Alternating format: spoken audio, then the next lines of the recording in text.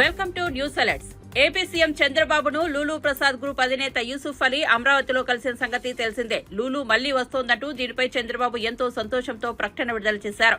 ఈ నేపథ్యంలో చంద్రబాబును కలవడంపై యూసుఫ్ అలీ సోషల్ మీడియా వేదికగా స్పందించారు. నన్ను అమరావతిలో మా ఎగ్జిక్యూటివ్ డైరెక్టర్ గా ఉన్న నా సోదరుడు అష్రఫ్ అలీని, నా బృందాన్ని ఎంతో సాదరంగా ఆహ్వానించినందుకు గౌరవ ముఖ్యమంత్రి చంద్రబాబుకు కృతజ్ఞతలు. చంద్రబాబుతో నాకు 18 ఏళ్లుగా సోదర అనుభవం ఉంది. చంద్రబాబుతో మేం జరిపిన చర్చలు ఎంతో ఫలప్రదమయ్యాయి. వైజాగ్ లో అంతర్జాతీయ స్థాయి షాపింగ్ మాల్ ను ఏర్పాటు చేయాలని నిర్ణయించాం. ఈ మాల్లో 8 స్కిన్ల ఐమాక్స్ మల్టీప్లెక్స్ కూడా ఉంటుంది. విజయవాడ, తిరుపతిలో అత్యంత అధునాతన సౌకర్యాలు కలిగిన హైపర్ మార్కెట్లను ఏర్పాటు చేయబోతున్నామని, అంతేకాకుండా ఏపీ వ్యాప్తంగా ఆధునిక ఫుడ్ ప్రాసెసింగ్, లాజిస్టిక్ సెంటర్లను ఏర్పాటు చేస్తామని యూసుఫ్ అలీ ట్వీట్ చేశారు.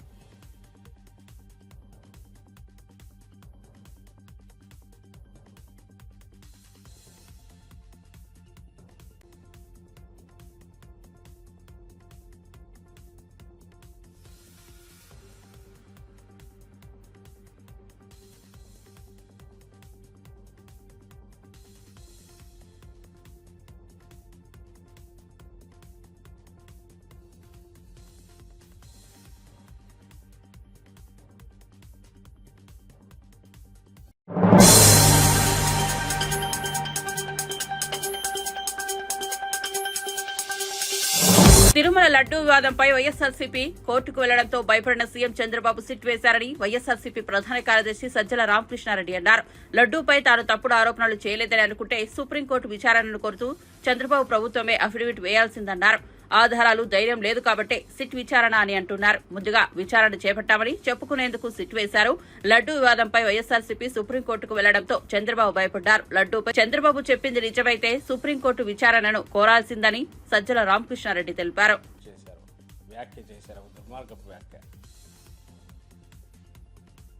ఒక అపచారం ఏదైతే, ఘోరమైన అపచారం ఏదైతే చేశారో ఆ వ్యాఖ్య తాలూకు ఎఫెక్ట్, ప్రభావం అయితే అంత సులభంగా పోదు. దాన్ని మళ్ళీ భక్తుల్లో ఆ విశ్వాసం పాదుగొల్పాల్సింది. నిజంగా ఇంతవరకు ఏమీ జరగని దాన్ని జరిగినట్టుగా ఒక ఘోరమైన అబద్ధం ఆడేసి పైగా రిపీటెడ్గా ఆయన మాట్లాడడం అనేది ఎంత దారుణమో అందరికీ తెలియాల్సి ఉంది. అలాగే ఆయన చేసిన వ్యాఖ్య, ఆ పాపం చేసింది చంద్రబాబు నాయుడు అనే విషయం కూడా ప్రపంచమంతా తెలియాల్సింది. ఆయన ముఖ్యమంత్రి స్థానంలో ఉన్న వ్యక్తి అన్నాడంటే దాంట్లో ఏదైనా నిజం ఉంటుందేమో సహజంగా ఎవరైనా అనుకుంటే, అలాంటి అపోహలను పటాపంచలు చేసి, ఎందుకంటే ఇది వైఎస్ఆర్సీపీకి ఒకరికి సంబంధించిన ఇంకోటి కాదు. తిరుమల తిరుపతి దేవస్థానం ప్రతిష్ట దశాబ్దాలుగా, మేబీ శతాబ్దాలుగా కూడా పెరుగుతూ వచ్చి ఈరోజు విశ్వవ్యాప్తమై ప్రపంచంలోనే రోల్ మోడల్గా ఉన్న నేపథ్యంలో సిస్టమ్స్ కానీ లేదా ప్రాక్టీసెస్ కానీ ఆగమశాస్త్రపరంగా కావచ్చు, నియమనిష్టలతో చేయడం, లేదా సప్లైస్ అక్కడికి వచ్చే వాటిని సైంటిఫిక్గా చెక్ చేయడము, క్వాలిటీ చెక్ చేయడము, క్వాలిటీ కన్సిస్టెన్సీ కూడా మెయింటైన్ చేయడం. అయోధ్య రామాలయం కూడా ఇక్కడ నుంచే తీసుకోవాలని వాళ్ళు వచ్చి వీళ్ళని తీసుకెళ్ళారు. అక్కడ సిస్టమ్స్ ఎవాల్వ్ చేయడానికి వీళ్ళని రిక్వెస్ట్ చేశారు. I think they are participating. మా హయాంలో, వైఎస్ఆర్సీపీ హయాంలో అనేది కూడా జరిగింది. అప్పుడు కూడా వెళ్ళొచ్చారు అక్కడికి. ఇంకా ఎక్కడైనా లక్షల మందిని హ్యాండిల్ చేయడము, ఎలాంటి స్మూత్గా వాళ్ళకు అవసరమైనవన్నీ కూడా ఎలా హైజీనిక్గా, కల్తీలు లేకుండా, ఎలాంటి దాంట్లో లోటుపాట్లు లేకుండా ప్రసాదం కానీ ఆహారం కానీ అందించే ఏర్పాటు, వీటన్నిటిలో కూడా ఆ సిస్టమ్స్ తిరుపతిలో అనేటివి over the period evolve establish అయినాయి. అవి కంటిన్యూ అవుతున్నాయి. గవర్నమెంట్ ఏ గవర్నమెంట్ ఉన్నా కూడా ఆ మొత్తం దీన్ని ఈయన ఒక్క దెబ్బకు బ్రేక్ చేశారు. వాటి పక్క భక్తుల్లో ఉన్న విశ్వాసాలను దెబ్బతీశారు. ఈరోజు ప్రసాదం తీసుకో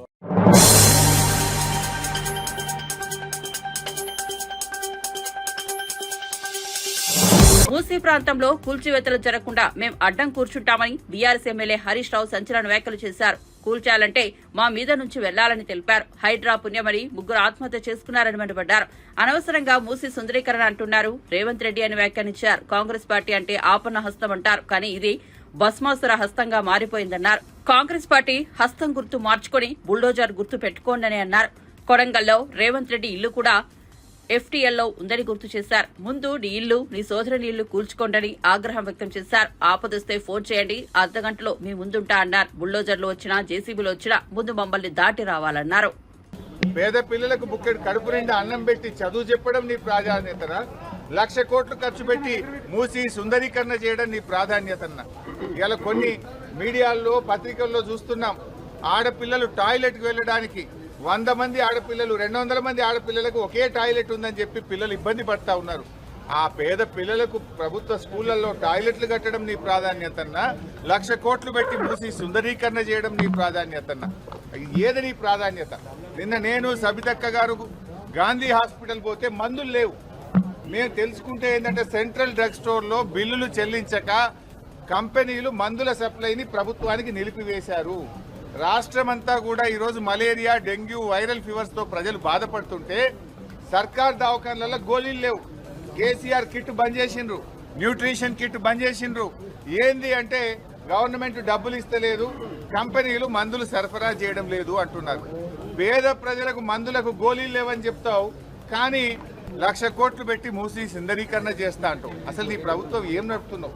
ఓ తుగ్లక్ ప్రభుత్వం లాగా అయిపోయింది, పిచ్చేవుడి చేతిలో రాయిలాగా అయిపోయింది. నీ ప్రాధాన్యత ఏంది? పేద ప్రజలకు మందులు ఇవ్వడం నీ ప్రాధాన్యతన్నా? పేద పిల్లలకు కడుపు నిండా అన్నం పెట్టడం నీ ప్రాధాన్యతన్నా? రైతులకు ఇచ్చిన మాట ప్రకారంగా 7,500 రైతు భరోసా ఇవ్వడం నీ ప్రాధాన్యతన్నా? 1,00,000 కోట్లు పెట్టి నువ్వు సుందరీకరణ చేయడం నీ ప్రాధాన్యతనా? ఏది నీ ప్రాధాన్యత? నువ్వు ఏం చెప్పి ప్రజలకు అధికారంలోకి వచ్చావు? ప్రజలకు ఇచ్చిన మాట ముందు నిలబెట్టుకో.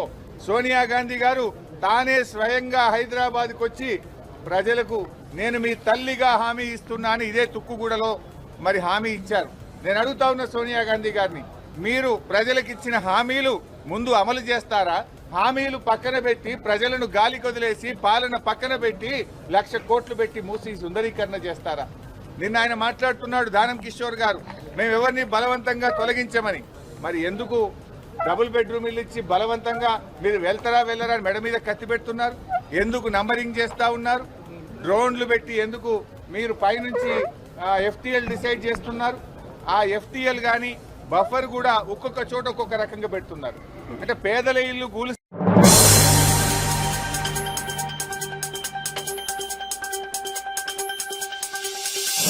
మహిళలు ఆరోగ్యంగా ఉంటేనే కుటుంబం కూడా ఆరోగ్యంగా ఉంటుందని సీఎం రేవంత్ రెడ్డి అన్నారు. మహిళల ఆరోగ్య రక్షణకు తెలంగాణ ప్రభుత్వం కట్టుబడి ఉందని చెప్పారు.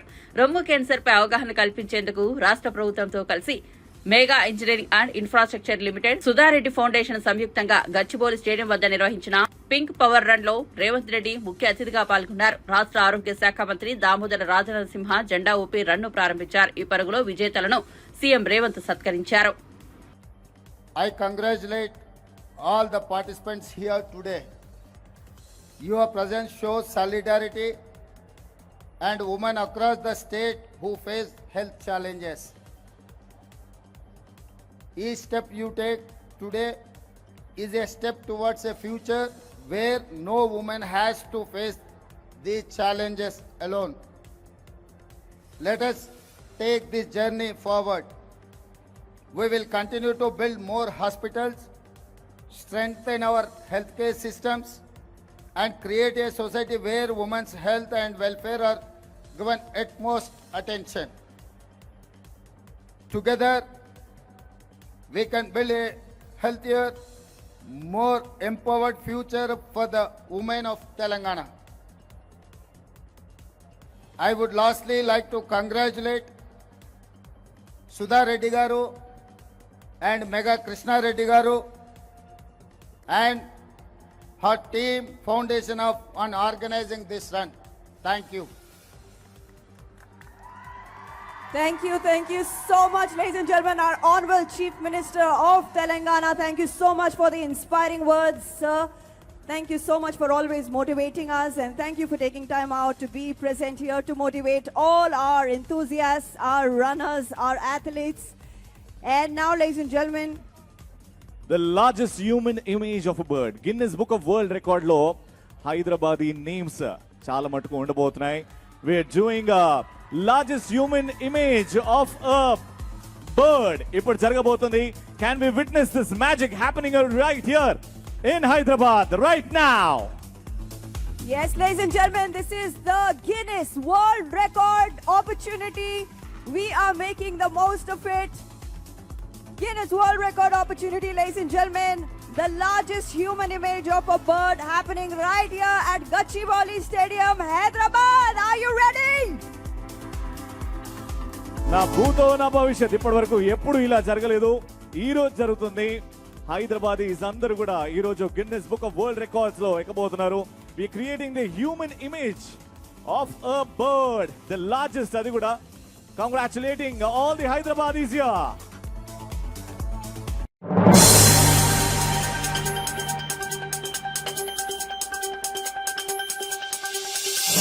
హైడ్రా బుల్డోజర్లు ముందు మా మీద నుండి వెళ్లాలి, అప్పుడే పేదల ఇళ్ల వద్దకు వెళ్తాయని కేంద్ర మంత్రి బండి సంజయ్ కీలక వ్యాఖ్యలు చేశారు. హైడ్రాపై కిషన్ రెడ్డి రాగానే బీజేపీ కార్యాచరణ ప్రకటిస్తామన్నారు. పేదలకు అండగా బీజేపీ ఉంటుందన్నారు. 1-2 రోజుల్లో పెద్ద ఎత్తున ఆందోళన చేపడతామన్నారు. బుల్డోజర్ ముందు మా మీద నుండి వెళ్లాలని, అప్పుడే పేదల ఇళ్ల వద్దకు వెళ్తాయన్నారు. తెలంగాణలో హైడ్రా పాపం కాంగ్రెస్ కు తగులుతుందని సంచలన వ్యాఖ్యలు చేశారు. ఎన్ని ఇబ్బందులు తలెత్తినా అధికారులతో మీడియా సమావేశం పెట్టి తప్పును కప్పిపుచ్చుకున్నారని ఆగ్రహం వ్యక్తం చేశారు. ఇందిరా రాజ్యం అంటే పేదల ఇల్లు కూల్చడమా అని ప్రశ్నించారు. కాంగ్రెస్ ప్రభుత్వం ప్రజలకు చుక్కలు చూపిస్తుందని మండిపడ్డారు. పట్టాలు, లింకు డాక్యుమెంట్స్, గ్రామ పంచాయతీ అనుమతి ఉందని తెలిపారు. అందులో ఉన్న వాళ్లంతా పేదలే అన్నారు. హైడ్రా వల్ల ప్రభుత్వ ఆర్థిక పరిస్థితి దెబ్బతిందని తెలిపారు. ఇప్పటికైనా ప్రభుత్వం సమీక్ష చేయాలని బండి సంజయ్ తెలిపారు.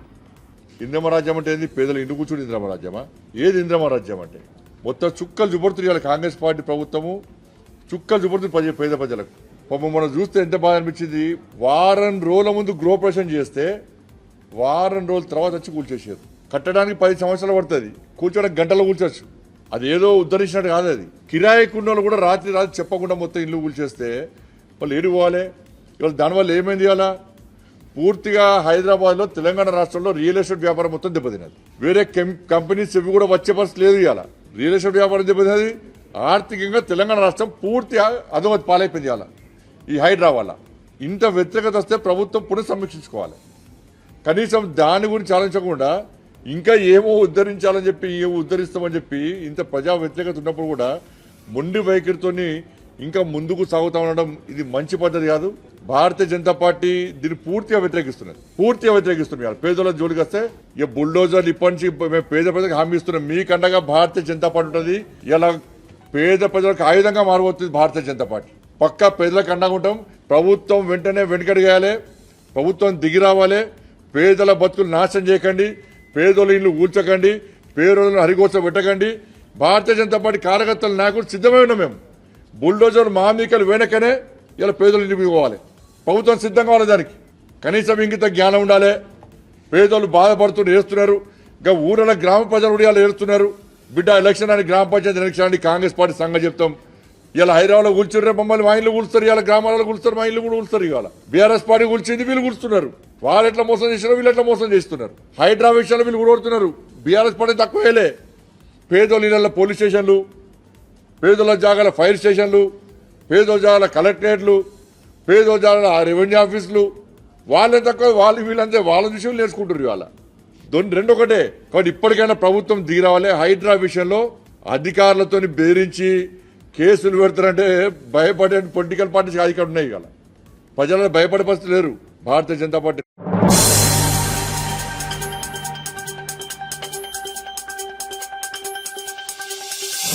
సీఎం చంద్రబాబు పొలిటికల్ జాల్ ఉన్నది లేనట్టు, లేనిది ఉన్నట్లు సృష్టించడంలో చంద్రబాబు ఆరితేరారని మాజీ మంత్రి గుడివాడ అమర్నాథ్ అన్నారు.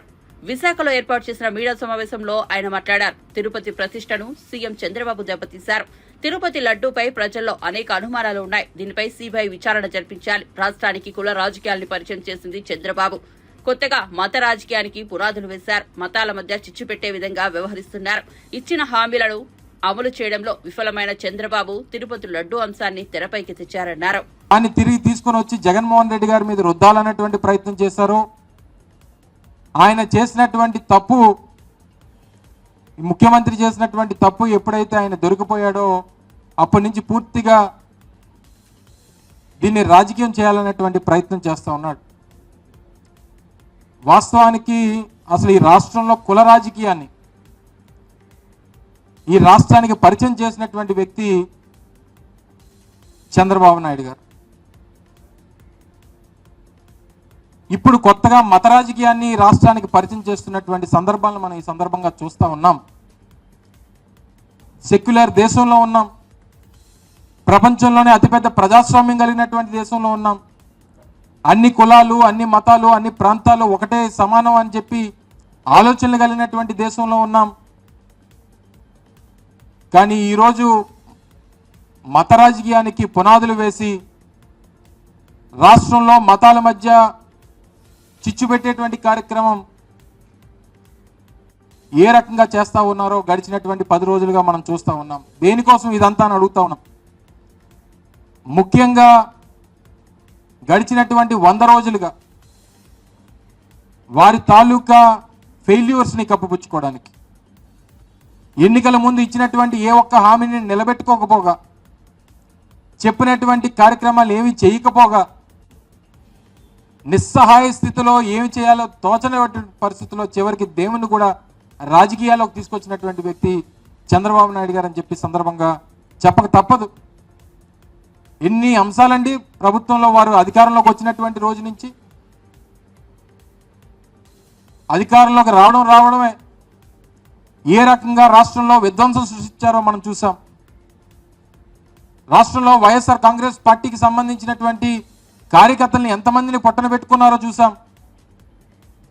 వినుకొండలో నడి రోడ్డు మీద మా వైఎస్ఆర్ కాంగ్రెస్ పార్టీ కార్యకర్తని అత్యంత అమానుషంగా నరికి చంపినటువంటి విజువల్స్ చూసాం.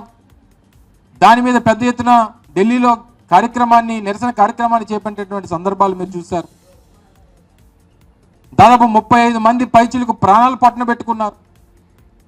అనేక రకాలైనటువంటి ఆస్తులు ధ్వంసం చేశారు. బుల్డోజర్లతో మా కార్యకర్తలు, మా నాయకులకు సంబంధించినటువంటి ఆస్తుల్ని కొల్లగొట్టేటువంటి కార్యక్రమాన్ని చేశారు. ప్రభుత్వ ఆస్తుల మీదకి వెళ్ళారు. ఒక పక్క విధ్వంసం సృష్టిస్తూ పూర్తిగా లా అండ్ ఆర్డర్ని గాలికి వదిలేసి ఇంతమంది ప్రాణాలు.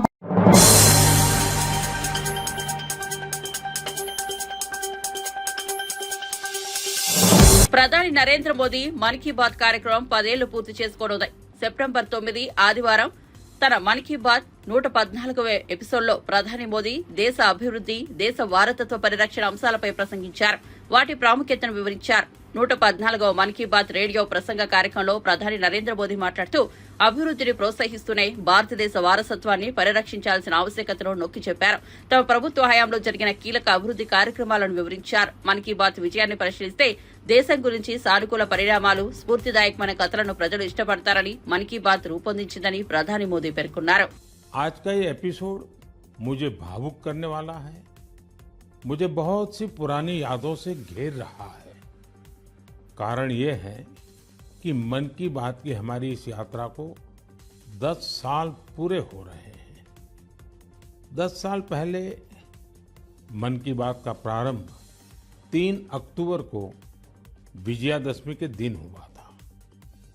और ये कितना पवित्र संयोग है कि इस साल 3 अक्टूबर को जब मन की बात के 10 वर्ष पूरे होंगे तब नवरात्रि का पहला दिन होगा. मन की बात की इस लंबी यात्रा के कई ऐसे पड़ाव हैं जिन्हें मैं कभी भूल नहीं सकता. मन की बात के करोड़ों श्रोता हमारी इस यात्रा के ऐसे साथी हैं जिनका मुझे निरंतर सहयोग मिलता रहा. देश के कोने कोने से उन्होंने जानकारियां उपलब्ध कराई. मन की बात के श्रोता ही इस कार्यक्रम के असली सूत्रधार हैं. आमतौर पर एक धारणा ऐसी घर कर गई है कि जब तक चटपटी बातें ना हो, नकारात्मक बातें ना हो, तब तक उसको ज्यादा तवज्जो नहीं मिलती है। लेकिन मन की बात ने साबित किया है कि देश के लोगों में पॉजिटिव जानकारी की कितनी भूख है। पॉजिटिव बातें, प्रेरणा से भर देने वाले उदाहरण, हौसला देने वाली गाथाएं लोगों को बहुत पसंद आती हैं। जैसे एक पक्षी होता है चकोर, जिसके बारे में कहा जाता है कि वो सिर्फ वर्षा की बूंद ही पीता है। मन की बात में हमने देखा कि लोग भी चकोर पक्षी की तरह देश की उपलब्धियों को, लोगों की सामूहिक उपलब्धियों को कितने गर्व से सुनते हैं। मन की बात की 10 वर्ष की यात्रा ने एक ऐसी माला तैयार की है जिसमें हर एपिसोड के साथ नई गाथाएं, नए कीर्तिमान, नए व्यक्तित्व जुड़ जाते हैं। हमारे समाज में सामूहिकता की भावना के साथ जो भी काम हो रहा हो, उन्हें मन की बात के द्वारा सम्मान मिलता है। मेरा मन भी तभी गर्व से भर जाता है जब मैं मन की बात के लिए आई चिट्ठियों को पढ़ता हूं। हमारे देश में कितने प्रतिभावान लोग हैं, उनमें देश और समाज की सेवा करने का कितना जज्बा है। वो लोगों की निस्वार्थ भाव से सेवा करने में अपना पूरा जीवन समर्पित कर देते हैं। उनके बारे में जानकर मैं ऊर्जा से भर जाता हूं। मन की बात की ये पूरी प्रक्रिया मेरे लिए ऐसी है जैसे मंदिर जाकर के ईश्वर के दर्शन करना। मन की बात की हर बात को, हर घटना को, हर चिट्ठी को मैं याद करता हूं, ऐसा लगता है कि मैं जनता जनार्दन, जो मेरे लिए ईश्वर का रूप है,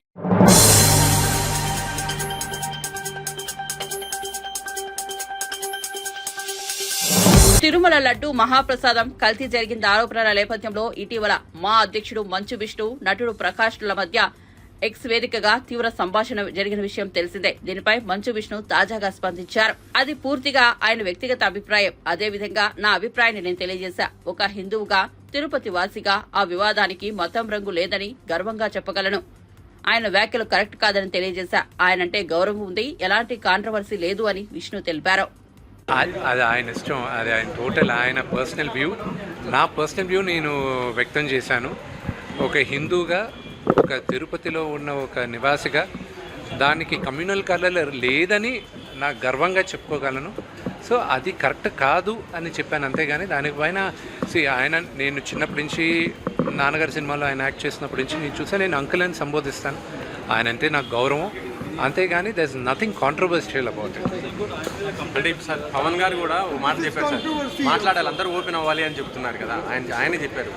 ఒకటి చెప్తాను, నటులందరూ అద్దాల మేడలో మేమందరం ఉంటాం. ఇప్పుడు నేను మాట్లాడితే ఒక వరకు మీకు నచ్చచ్చు, అది మీకు నచ్చకపోవచ్చు. నచ్చిన వాళ్ళు మమ్మల్ని ఈజీగా టార్గెట్ చేస్తారు, నచ్చిన వాళ్ళు మాకు అవసరం ఉన్నప్పుడు వచ్చి సపోర్ట్ చేయరు. అందుకే నటులు చాలా జాగ్రత్తగా ఆచితూచి ఆలోచించి మాట్లాడతారు, మాట్లాడాలి కూడా. ఈ ఇష్యూలో ఇంటర్నల్గా ఎంతోమంది మాట్లాడున్నారు, కానీ బహిరంగంగా వచ్చి మాట్లాడితే ఎవరు మనోభావాలు దెబ్బతింటాయి అని కొత్తగా అందరికీ భయం కూడా ఉంటుంది. సో అందుకు మీరు తిరుపతి ఎన్నోసార్లు వెళ్తారు కదా, లడ్డు తిన్నప్పుడు మీకు ఏమన్నా అనిపించింది? అంటే ఏమన్నా డిఫరెంట్ ఎట్లా అంటే ఏమండి, దేవుడి పైన నమ్మకంతో విషం తాగినా కూడా అది అమృతంలాగే ఉంటుంది. ఆ నమ్మకం ఏ లెవెల్లో ఉందనేదే మనకి. నేను కన్నప్ప గురించి మేము ఒక మేజర్ ఈవెంట్కి తీసుకొస్తున్నాం ఆయన రిక్వెస్ట్ చేసాం రావాలని. అది శ్రీకాళహస్తిలోనే జరగాలి. ఎందుకంటే ఇంత భారీ బడ్జెట్ పెట్టి ఆ ఈశ్వరుడి పైన సినిమా తీస్తున్నాం, కన్నప్ప పైన సినిమా తీస్తున్నాం. భారతదేశం అంతా కన్నప్ప గురించి, శ్రీకాళహస్తి మహత్యం గురించి తెలియాలన్న ఉద్దేశంతో ఆయన కూడా వస్తే బాగుంటుంది, మన తెలుగు వాళ్ళ ఘనకీర్తి ఏంటో కూడా చెప్పాలి అనే ఉద్దేశంతో సినిమా చేస్తున్నాం. పరమేశ్వరుడి దయ. మేము కూడా దానికోసం వెయిటింగ్. త్వరలో చెప్తారు. బ్రహ్మాండంగా ఉందండి ఆయన దగ్గర ఉన్న స్పందన.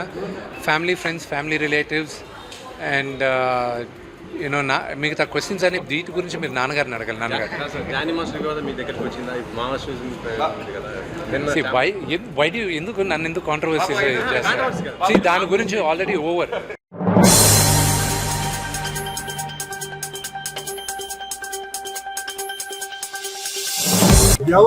తిరుమల శ్రీవారి లడ్డూ మహాప్రసాదంలో కల్తీకి పాల్పడిన వారిపై టెర్రరిస్టుల కంటే కఠినంగా శిక్షించాలని సినీ నటుడు సుమన్ అన్నారు. గుంతకల్లులో ఓ కార్యక్రమానికి వచ్చిన ఆయన తిరుమల లడ్డూ కల్తీపై వచ్చిన ఆరోపణలపై స్పందించారు. ప్రపంచవ్యాప్తంగా వెంకటేశ్వర స్వామికి భక్తులు ఉండాలని, శ్రీవారి పాత్ర పోషించే అదృష్టం తనకు దక్కిందని చెప్పారు. దేవదేవుని ప్రసాదాన్ని కల్తీ చేయడం మహాపాపమని, భక్తుల మనోభావాలు దెబ్బతీసేలా చేసిన వారిని కఠినంగా శిక్షించాలని డిమాండ్ చేశారు. దేవుడి ప్రసాదాలు ఏర్పాటు చేసుకునేందుకు ఓ కమిటీని నియమించేలా చట్టం తీసుకురావాలని ఆయన కోరారు. ఇలాంటి తప్పులు జరగకుండా చూడాల్సిన అవసరం ఉందన్నారు. చేశారు వాళ్ళని కఠినంగా శిక్షించారు. ఎందుకంటే అలా చేయడం చాలా మహాపాపం. ఇందులో వెంకటేశ్వర స్వామి పాత్ర నేను చేశాను. తిరుమలకి ఈ రోజు ఏంటంటే భారతదేశం ప్రపంచం నుంచి వస్తున్నారు. లడ్డు అంటే అంత ఒక సెంటిమెంట్. ఆ లడ్డు ఎన్నో ఊరికి కొరియర్లు వెళ్తుంది. ఆ లడ్డు అంటే ఒక అది అంటే తింటేనే ఏదో ఆరోగ్యం బాగాలేకపోతే ఆ లడ్డు తినేసిన తర్వాత మాకు బాగుంది అంటే అంత సెంటిమెంట్ ఉన్న ఒక లడ్డుని అలా చేసేవాళ్ళు మొదలు. దీనికి నేను చెప్తున్నాను, దీనికి ఎంతైనా సరే అదే మాదిరిగా ఇప్పుడు ఎన్నో బిల్లు పాస్ చేస్తారు. పార్లమెంట్ లో ఎన్నో బిల్లు పాస్ చేస్తారు. నేనేం చెప్తానంటే ఇప్పుడు భారతదేశంలో ఎన్నో మతాలు ఉన్నాయి. అంటే Hindu, Muslim, Christian, Sikh, Parsi, Jain, Buddhist. మరి ఈ మతాలని ఈ విధంగా అన్యాయం చేయకుండా కాపాడడానికి ఒక బిల్లు పాస్ చేయండి. ఇలాంటి విషయాలు ఎవరైతే తప్పు చేసాడో వేయండి లోపల 2 సంవత్సరాలకి. అది ఎంతో మంది మనోభావాన్ని అది ఇబ్బంది పెడుతుంది, కష్టపడుతుంది. ఎంతో భక్తితో వాళ్ళు ఆ దేవుడి దగ్గర వచ్చి వాళ్ళు ప్రార్థన చేసి ఒక నమ్మకంతో వాళ్ళ ప్రసాదం తీసుకున్నప్పుడు ఇలా విన్నారంటే ఎంత పెద్ద తప్పండి, పెద్ద నేరం. అది టెర్రరిస్ట్ కన్నా చాలా పెద్ద తప్పు. కాబట్టి కఠినంగా ఇది చేయాలి, కానీ జాగ్రత్తగా చేయాలి. ఎవరు తప్పు చేసారో వాళ్ళు పట్టుకోవాలి. దీంతో పాటు ఎవరు దాంట్లో తక్కువ ఉన్నారో వాళ్ళని కూడా వదలకుండా ఎందుకంటే ఒక టీటీడీ బోర్డు ఉంది, ఆఫీషియల్స్ ఉన్నారు, చెకింగ్ ఇన్స్పెక్టర్ ఉన్నారు. ఇంత ఉన్నప్పుడు ఎలా జరిగింది? సో ఖచ్చితంగా దీనికి ఏ లెవెల్ అయినా సరే సీఎం చంద్రబాబు నాయుడు గారు, డిప్యూటీ సీఎం పవన్ కళ్యాణ్ గారు ఇది వదలకూడదు. ఇది ముఖ్యంగా హిందువులకి చాలా అవమానం, హిందువుకి చాలా వాళ్ళ మనసుని దెబ్బకొట్టినట్టు అవుతుంది. కాబట్టి ఇది ఖచ్చితంగా ఫాలో అప్ చేయాలి. దీన్ని వదలకూడదు. ఎవరైతే చేశారో వాళ్ళు కఠినంగా శిక్షించి వాళ్ళు ఏం చేయాలో ఖచ్చితంగా చేయాలి. దానికి నా సపోర్ట్ ఎప్పుడు